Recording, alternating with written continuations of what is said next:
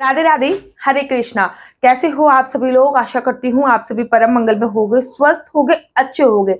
सर्वप्रथम आप सभी को कार्तिक मास की अनंत और अनंत शुभकामनाएं। और कार्तिक के महीने में दीप दान का अपना विशेष महत्व होता है। कार्तिक के महीने में आपने कुछ भी नियम नहीं लिया है, जैसे कि कार्तिक स्नान का, तुलसी पूजा का, रात्रि जागरण का, भगवान श्री हरि विष्णु के नाम के सिमरन का, तो कम से कम दीप दान का नियम तो ले लीजिए। कार्तिक के महीने में दीपदान की बहुत विशेष महिमा कही गई है। अग्नि पुराण में ये वर्णन आया है कि कार्तिक के महीने में दीपदान से बड़ा कोई भी दान नहीं है। कार्तिक के महीने में ही दीपदान क्यों होता है? कार्तिक का महीना होता है तो यह महीना सबसे ज्यादा अंधकार में होता है, इसलिए इस महीने में अंधकार को मिटाने के लिए दीपदान किया जाता है। इसलिए कार्तिक के महीने में दीपदान की बहुत बड़ी महिमा कही गई है। मैं आप लोगों से एक बात क्लियर कर दूं कि जो दीपदान है इसको भी आपको विभिन्न विभिन्न प्रकार से करना है। अर्थात ये नहीं कि आपने दीपक उठाए और दान कर दिए, ये दीपदान की श्रेणी में नहीं आते। जले हुए दीपक को जलाना, अर्थात दीपक में तेल या घी या फिर सरसों का तेल डालकर दीपक को जलाना ही दीपदान का सही प्रोसीजर होता है। आज मैं आपको बताऊंगी कि दीपदान करने का सही तरीका क्या है, दीपदान कार्तिक के महीने में कैसे किया जाता है, दीपदान का संकल्प आपको कैसे लेना है और दीपदान आप कहां कहां पर कर सकते हैं। देखिए, कार्तिक के महीने में कुछ भी चीज करने से पहले संकल्प लिया जाता है। फॉर एग्जाम्पल, अगर आपने कार्तिक के व्रत रखे हैं तो आपको व्रत का संकल्प लेना है कि मैं पूरे कार्तिक के महीने में व्रत रखूंगी या फिर एक समय पे खाना खाऊंगी। आपने कार्तिक स्नान रखा है तो कार्तिक स्नान का आप संकल्प ले। ठीक इसी प्रकार से दीप दान आपको यहाँ यहाँ पर करना है, वहां वहां का आप संकल्प ले लेंगे। सबसे पहले तुलसी पे अगर दीपदान आपको करना है तो तुलसी पे आप दीपदान का संकल्प ले लीजिए कि मैं कार्तिक के 30 दिन तुलसी पे दीपदान करूंगी, या फिर मैं कार्तिक के 30 दिन आकाश दीपदान करूंगी, या फिर मैं कार्तिक के 30 दिन भगवान श्री हरि विष्णु के पास दीपदान करूंगी, या फिर शिवलिंग के पास दीपदान करूंगी, नदी में दीपदान करूंगी, ब्राह्मण के घर पे दीपदान करूंगी, या फिर घर के मुख्य द्वार पे दीपदान करूंगी, पीपल पे दीपदान करूंगी, बट वृक्ष पे दीपदान करूंगी, आंवले के वृक्ष पे दीपदान करूंगी। क्योंकि कार्तिक के महीने में जितना ज्यादा दीपदान कर सकते हैं, दीपदान की महिमा उतनी ही ज्यादा होती है। कार्तिक के महीने में आपने यहाँ पे भी दीपदान करने हैं तो वहां का संकल्प ले सकते हैं, या फिर आप सिंपल सुबह सुबह एक संकल्प ले लीजिए क्योंकि कार्तिक के महीने में मुझसे जितना हो सकेगा मैं उतना दीपदान करने की कोशिश करूंगी। ये संकल्प लीजिए, क्योंकि कभी कभी ऐसा होता है हम लोगों को घर से बाहर कहीं जाना पड़ता है और घर के मुख्य द्वार पे दीपदान नहीं हो पाता, अगर आप अकेले रहते हो तो। ठीक है ना, कभी कभी ऐसा होता है कि हमने मंदिर का संकल्प ले लिया और हम मंदिर नहीं गए, तो जितना आप में हो तो आप ले लीजिए कि कार्तिक के महीने में मैं ज्यादा से ज्यादा दीप दान करने की कोशिश करूंगी। संकल्प कैसे लेना है? श्री विष्णु श्री विष्णु श्री विष्णु आपको 3 बार बोलना है। श्री विष्णु श्री विष्णु श्री विष्णु 3 बार बोल के जो आपका नाम है, जो आपका गोत्र है, और जैसे भी आपको व्रत कह रही हूँ, जैसे भी आपको दीप दान करना है कि मैं कार्तिक के महीने में जितना हो सकेगा दीप दान करूंगी, मैं ऐसा संकल्प लेती हूँ, तो आपको ऐसा संकल्प ले लेना है। उसके बाद फिर आपको दीपदान प्रारंभ करना है। देखिए, कार्तिक के महीने में दीपदान के महीने में मंदिर में दीपदान करना बहुत शुभ माना जाता है। अगर भगवान विष्णु का मंदिर है तो बहुत ज्यादा सर्वोत्तम है, क्योंकि ये महीना रिलेट करता है भगवान विष्णु से। कार्तिक के महीने में दिवाले पे अर्थात शिवालय पे दीपदान करना बहुत शुभ माना जाता है। कार्तिक के महीने में किसी भी नदी के किनारे दीपदान करना बहुत शुभ माना जाता है।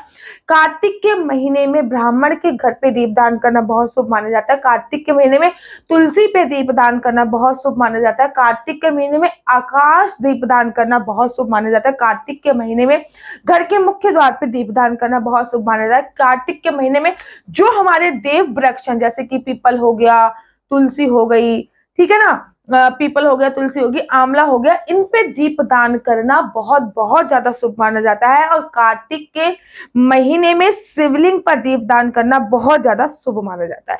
तो कार्तिक के महीने में आपको दीपदान अवश्य और अवश्य करना चाहिए। देखिए, दीपदान के भी कुछ नियम होते हैं। कौन कौन से नियम होते हैं, सबसे पहले वो जान लेते हैं। नंबर 1, दीपदान करने से पहले आपको नीचे कुछ रखना है। खाली जमीन पर दीपदान नहीं करना, क्योंकि हमारा सबका भार सहने वाली धरती माता कहती है कि मैं जलते हुए दीपक का भार नहीं सह सकती, इसलिए दीपदान करने से पहले जमीन पर आपको कुछ रखना होता था। दीपक को आसन देना होता है, चाहे तो आप गेहूं का आसन दे दें, चावल का आसन दे दें, या फिर प्लेट में भी दीपदान कर सकते हैं। दीप दान करते वक्त सिर हमेशा ढका होना चाहिए, इस बात का ध्यान रखना है। दीप दान करते वक्त आपका जो मुख है वो पूरब और पश्चिम की दिशा में होना चाहिए, आपको इस बात का भी विशेष तौर पे ध्यान रखना होता है। दीप दान आप कर रहे हो तो घर पे कभी भी सरसों के तेल का दीपदान नहीं होता। सरसों के तेल का दीपदान घर पे नहीं होगा। घर पे आप तिल के तेल का दीपदान कर सकते हो, घर पे आप घी का दीपदान कर सकते हो, लेकिन सरसों के तेल का दीपदान जो होता है वो समी के वृक्ष पे ही होता है या फिर पीपल के वृक्ष पे ही होता है। घर के अंदर सरसों के तेल का दीपदान नहीं होता है, इस बात का आपको विशेष तौर पर ध्यान देना होता है। अगर आप पूरे महीने दीपदान नहीं कर सकते तो रमा एकादशी से लेकर दिवाली तक का जो महीना होता है ये बहुत इंपॉर्टेंट डे होते हैं, आप इस टाइम पे दीपदान कर सकते हो। ये जो 5 दिन होते हैं, इन 5 दिन दीपदान करके आप पूरे महीने दीपदान का फल प्राप्त कर सकते। दीपदान की महिमा इतनी ज्यादा बताई गई है कि अगर कोई व्यक्ति दीपदान करता है तो उसके ससुराल पक्ष के 7 पीढ़ी और मायके के पक्ष की 7 पीढ़ी तर जाती है। दीपदान की इतनी महिमा बताई गई।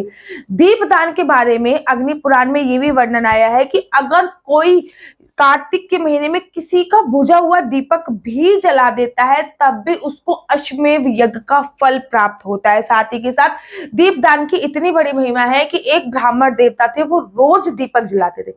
एवरी डे उनका काम था कि मंदिर में दीपक जलाना। एक दिन जब वो मंदिर में दीपक जला रहे थे तो उनके जाने के बाद एक चूहे ने देखा कि आज मुझे ताजा ताजा घी खाने को मिलेगा, और जैसे ही ब्राह्मण देवता ने दीपक जलाया और दीपक जला के वो अपने घर गए थे, चूहे को सब्र नहीं हुआ, उसने जलते हुए दीपक में ही अपना मुख मार दिया और उसका मुंह जल गया। अपने मुंह की अग्नि को शांत करने के लिए उसने पूंछ से अपने मुंह की अग्नि छुपानी चाहिए, लेकिन फिर भी कोई असर नहीं हुआ और पूंछ में भी उसकी आग लग गई। धीरे धीरे वो पूरी तरीके से जल गया और जलने के बाद उसके प्राण पखेरु उड़ गए। जब उसके प्राण पखेरु उड़ गए तो वो विष्णु लोक गया और विष्णु भगवान ने बोला कि लोग तो कार्तिक के महीने में केवल दीप ही दान करते हैं, इसने तो अपना सर्वस्व मुझे दान कर दिया है, इसलिए आज से ये वैकुंठ लोक में वास करेगा।